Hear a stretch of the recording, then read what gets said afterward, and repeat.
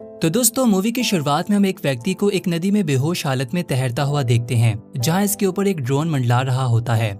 इस व्यक्ति को यादों में अपनी फैमिली और स्पेसशिप दिखाई देती है, जहां हर तरफ जंगल का माहौल होता है।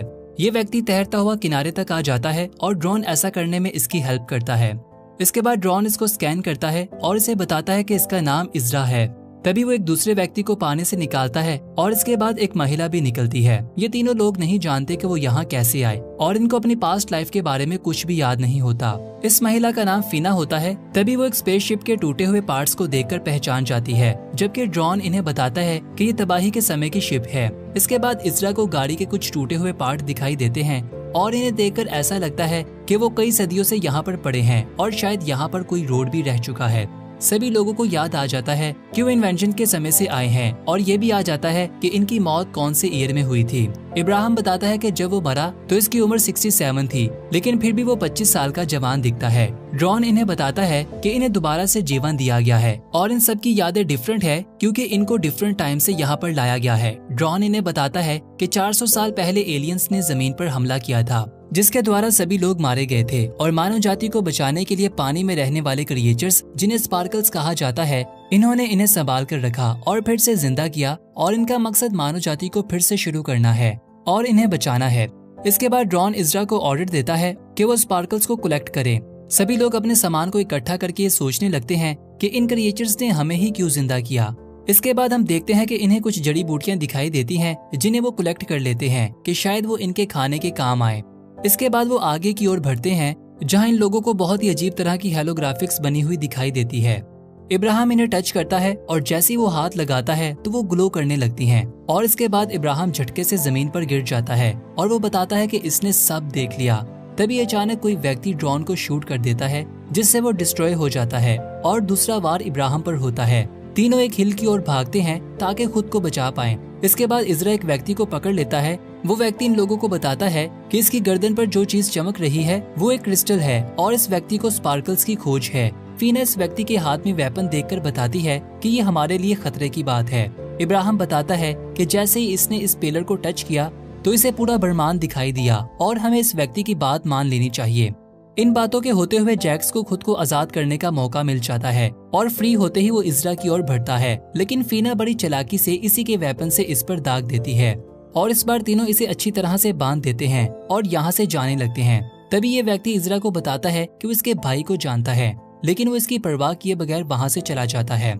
इसके बाद तीनों एक केव में पनाह लेते हैं और तभी हमें इज़रा का भाई साइलस दिखाया जाता है, जिसकी गर्दन ग्लो कर रही होती है और इसे एक पैरासाइट होता है, यानी साइलस एक पैरासाइट के कंट्रोल में होता है। गार में सभी लोग ये डिस्कस कर रहे होते हैं कि एलियंस ने इंसानों को दोबारा कैसे बना लिया। तभी इन लोगों को पता चलता है कि इब्राहिम जख्मी है और इसकी हालत खराब हो रही है। वो एक छोटे से तालाब में इब्राहिम को लिटा देते हैं और इस पानी में स्पार्कलर्स फेंक देते हैं। अगली सुबह हम देखते हैं कि इब्राहिम बिल्कुल पहले जैसा हो गया है और इसके बाद फीना इज़रा से ये बात डिस्कस करती है कि लाखों लोगों में से सिर्फ हमें ही क्यों चुना गया। कुछ समय के बाद तीनों को बहुत दूर से एक बहुत बड़ी वाल दिखाई देती है। सभी लोग इसकी ओर सफर शुरू कर देते हैं, लेकिन रास्ते में इनका सामना स्किन राइडर से हो जाता है, जिनकी गर्दनें ग्लो कर रही होती है। इज़रा इनका मुकाबला करता है, जबकि इब्राहिम और फीना इस दीवार की ओर बढ़ते हैं। इसी समय इज़रा इन लोगों के साथ अपने भाई को देखता है। दूसरी ओर इब्राहिम और फीना इस दीवार को नॉक करने लगते हैं। ठीक समय पर दरवाजा खुल जाता है और इसमें से एक पीले रंग का ड्रोन बाहर निकलता है, जो स्किन राइडर्स को कंट्रोल कर लेता है और तेजी से इज़रा की ओर फ्लाई करता है और इसे हवा में उड़ाकर अंदर ले आता है, जहाँ पर कोई भी व्यक्ति नहीं होता। काफी सारे सवालों का जवाब देने के बाद ड्रोन इन्हें आगे का रास्ता दिखाता है, जहाँ पर सभी लोगों को बहुत सी ग्रेव्स दिखाई देती हैं और ये सेटलर्स की कब्रें होती हैं जो इस जगह को कंट्रोल किया करते थे। इसके बाद ये ड्रोन एक दरवाजा खोलता है। सभी लोग इसमें एंटर हो जाते हैं और देखते हैं कि एक पुरानी मिलिट्री बेस है, जहाँ पर सभी सेटलर्स पुराने समय में रहा करते थे। दूसरी ओर स्किन राइडर्स का अपना आदमी डनकिन इनके चुंगल से भाग निकलता है। साइलस इसे पकड़ लेता है और इसे पता चलता है कि इसकी गर्दन में लगा हुआ पैरासाइट बंद हो चुका है।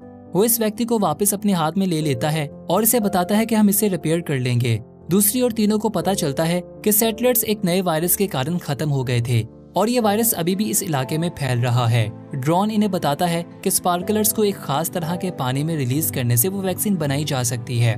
लेकिन इसके लिए इन्हें जंगल से कुछ और भी इकट्ठा करना होगा। इसी समय फीना की नाक ब्लीड करने लगती है। फीना बेस में स्टे करने का फैसला करती है और बाकी लोग नदी के किनारे जाते हैं। इसके बाद फीना इस रेड ड्रोन को रिपेयर करने का फैसला करती है। बीच रास्ते में इजरा सोचता है कि सिस्टम ने इन्हें दोबारा तो जिंदा कर लिया और ये ड्रोन स्पार्कलर्स की एनर्जी लेता है, लेकिन सवाल ये है कि स्पार्कलर्स को कौन कंट्रोल करता है। इसके बाद ये दोनों नदी के अंदर स्पार्कलर्स को गिरा देते हैं ताकि इंग्रेडिएंट्स बना सकें। दूसरी ओर फीना को इजरा की पत्नी लिन दिखाई देती है, जो बताती है कि वो यहाँ नर्स की जॉब किया करती थी और वो इसकी मदद कर सकती है, और वो ये कहकर वहाँ से गायब हो जाती है। उधर इजरा इब्राहिम को बताता है कि इसने स्किन राइडर्स के साथ अपने भाई को देखा था। इसका मतलब साफ है कि स्किन राइडर पहले हमारी टीम का हिस्सा थे।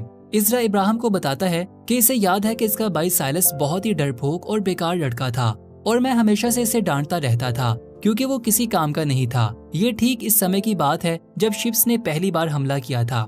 इजरा बताता है कि वो अपने भाई से अपने बर्ताव की माफी मांगेगा और साइलस को पहले जैसा करने की कोशिश करेगा। इसी समय फीना के सामने फिर से लिन आ जाती है। फीना को पता चलता है कि लिन एक होलोग्राम है। लिन फीना को बताती है कि वो ड्रोन को ठीक करने में इसकी सहायता करेगी। दूसरी ओर येलो ड्रोन इन्हें बताता है कि स्किन राइडर्स इनका पीछा करते हुए यहाँ तक आ गए हैं। इजरा इब्राहिम को यहाँ से जाने को कहता है और स्किन राइडर्स का मुकाबला करता है, लेकिन सभी लोग इसका घेराव कर लेते हैं और थोड़े समय बाद इजरा की आंख खुलती है तो वो खुद को अपने भाई साइलस के साथ देखता है। साइलस इसे बताता है कि इसकी गर्दन में लगा पैरासाइट इन्हें ताकत देता है और सभी लोग एक दूसरे के साथ टेलीपैथिकली जुड़े रहते हैं। स्किन राइडर बनने से वो काफी ताकतवर हो गया है और अपनी टीम का लीडर बन गया है, जबकि पहले इसकी जिंदगी बहुत ही बेकार थी।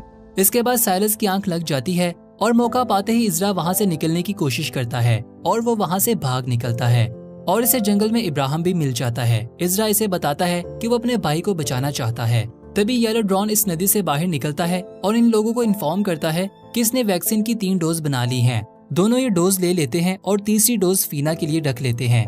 जैसे ही वो वहाँ से जाते हैं तो इन्हें पता चलता है कि फीना की हालत काफी खराब हो गई है और इसके कान से काफी खून बह रहा है। लिन का होलोग्राम रेड ड्रोन से कहता है कि वो फीना के लिए किसी ऐसे व्यक्ति का होलोग्राम बनाए जो इसके सबसे करीब है।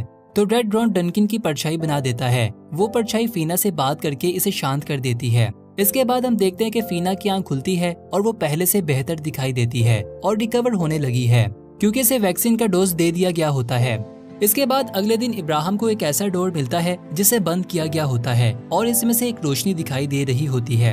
इब्राहिम को इस डोर में से एक पिलर दिखाई देता है जो ग्लो कर रहा होता है। इसी समय साइलस डनकिन को बताता है कि इसे स्किन राइडर्स की तरह एक दूसरे के साथ जुड़े रहना होगा, नहीं तो इसके साथ बहुत बुरा होगा। दूसरी ओर बेस में इब्राहिम हायरोग्लिप्स को रीड करने लगता है, जिस पर हायरोग्लिप्स इन्हें हथियार लाने को कहता है, जिसके बदले में वो और भी लोगों को जिंदा करेगा। इजरा इस वेपन को लेने के लिए जंगल में चला जाता है ताकि इस हथियार के बदले बाकी लोगों को भी जिंदा किया जा सके। साइलस डनकिन को जंगल में ले आता है जहां जैक्स के साथ इसका मुकाबला करवाया जाता है, लेकिन हैरानगी की बात ये होती है कि डनकिन जैक्स को हरा देता है। साइलस बताता है कि इसकी थ्योरी सही साबित हो गई है क्योंकि इसे लगता है कि इंसान स्किन राइडर से ज्यादा तेज है, जिसका मतलब ये होता है कि चाहे जो कुछ भी हो जाए लड़ाई में हमेशा इंसान ही जीतेंगे। साइलस खुद को इंसानों से ज्यादा ताकतवर बनाने के लिए एक प्लान बनाता है जिसमें वो एक नई सर्जरी करेगा, लेकिन इसके लिए इसे एक ड्रोन और एक टेस्ट सब्जेक्ट की जरूरत पड़ेगी, जिसके बाद वो इंसानों से ज्यादा पावरफुल बन जाएगा। इसी समय येलो ड्रोन इजरा को इस जगह पर ले आता है जहाँ पर वो वेपन दफन होता है। इजरा वेपन को निकालने लगता है, लेकिन स्किन राइडर्स को इसके बारे में पता चल जाता है। दूसरी ओर इब्राहिम को इस पिलर पर बने निशानों को रीड करना आ जाता है, लेकिन वो किस बात की तरफ इशारा कर रहे हैं ये समझना थोड़ा मुश्किल होता है क्योंकि इनके लिए ये बहुत ही पुरानी लैंग्वेज होती है। दूसरी ओर जंगल में जैसे ही इजरा को वो वेपन मिलता है तभी स्किन राइडर्स वहाँ पर आ जाते हैं और इससे वेपन को छीन लेते हैं, लेकिन हैरानगी की बात ये होती है कि वो वेपन एक्टिवेट हो जाता है और स्किन राइडर्स की जान ले लेता है। मौका पाते ही इजरा इस वेपन को वहाँ से लेकर भाग निकलता है और दूसरी ओर फीना रेड ड्रोन से कहती है कि वो डनकिन को फिर से पहले जैसा बना दे, यानी वो अपने बॉयफ्रेंड को वापस पाना चाहती है। फिर हम देखते हैं कि इजरा इस वेपन को बेस तक ले आता है, लेकिन सभी लोग वेपन देने से पहले ये जानना चाहते हैं कि इन ड्रोन्स को आखिर कौन ऑपरेट कर रहा है, क्योंकि इन्हें लगता है कि इन्हें वेपन दे देने से बहुत सी मासूम जाने जा सकती हैं। ड्रोन इजरा से वादा करता है कि इसकी सारी फैमिली को दोबारा से जिंदा कर देगा, लेकिन इसके लिए शर्त ये है कि इन लोगों को हर बात मानना पड़ेगी। इजरा के पास इसके अलावा कोई और चॉइस नहीं होती, इसलिए वो इसका ऑर्डर मान लेता है। इसके बाद रात के समय हम देखते हैं कि फीना इस ऑब्लिस्क के सामने बैठी होती है। इजरा फीना से बात करता है और वो दोनों ही अपने खोए हुए परिवार को वापस पाने की इच्छा रखते हैं। और वो ये बात भी नोटिस करते हैं कि वेपन भी एक्टिवेट हो चुका है और ग्लो भी करने लगा है। कुछ समय के बाद इस पिलर पर फिर से नई इंस्ट्रक्शन सामने आने लगती हैं, जिसे पढ़कर इब्राहिम बताता है कि इन नदी के पास जाकर दोबारा जिंदा किए गए नए लोगों को कलेक्ट करना है। लेकिन बदकिस्मती से स्किन राइडर्स भी इन्हें देख लेते हैं और नदी की ओर जाते हुए इनका पीछा करते हैं।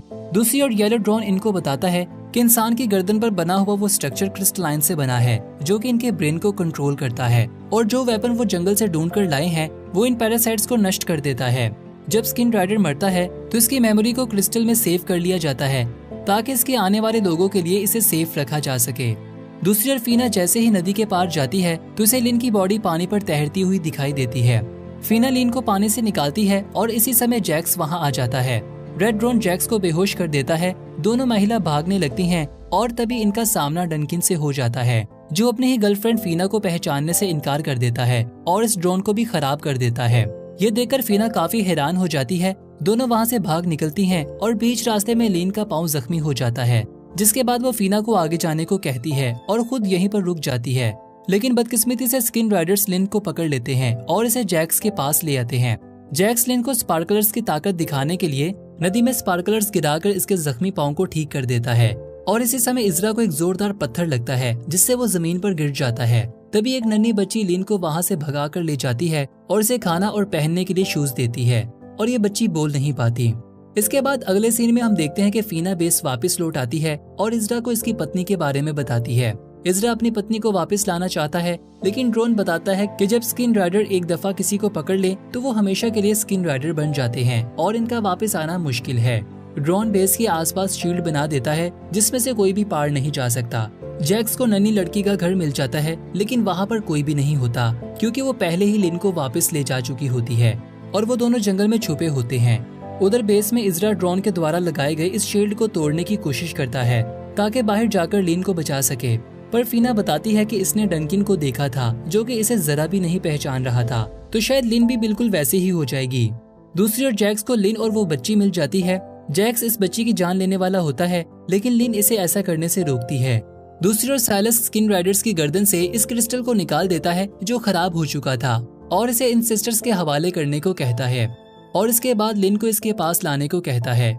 दूसरी ओर बेस में इब्राहिम इस पिलर से कम्युनिकेट करता है, जिससे इसे पता चलता है कि वो भी इस बेस में रह चुका है, क्योंकि इब्राहिम को अपनी ही लिखी हुई डायरी मिल जाती है और इसका पुराना सामान भी। इसके बाद ड्रोन भी इस बात को कंफर्म कर देता है कि वो सभी लोग पहले इस बेस का हिस्सा थे। फिर ड्रोन इन्हें ग्रेवयार्ड तक ले जाता है। इब्राहिम को इजरा की ग्रेव दिखाई जाती है और इसके बाद येलो ड्रोन इब्राहिम को इसकी अपनी कब्र तक ले आता है।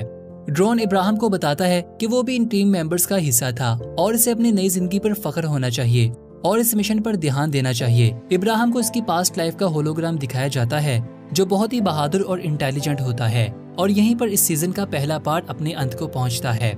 आशा करते हैं कि आपको इस मूवी की एक्सप्लेनेशन काफी पसंद आई होगी। अगर आपको पसंद आई है तो इस वीडियो को लाजमी लाइक कीजिएगा। अगर आप मजीद इस तरह की वीडियोस देखना चाहते हैं तो हमें कमेंट बॉक्स में लाजमी बताइएगा। तो मिलते हैं आपसे फिर से एक और नई मूवी के साथ, तब तक के लिए बाय बाय।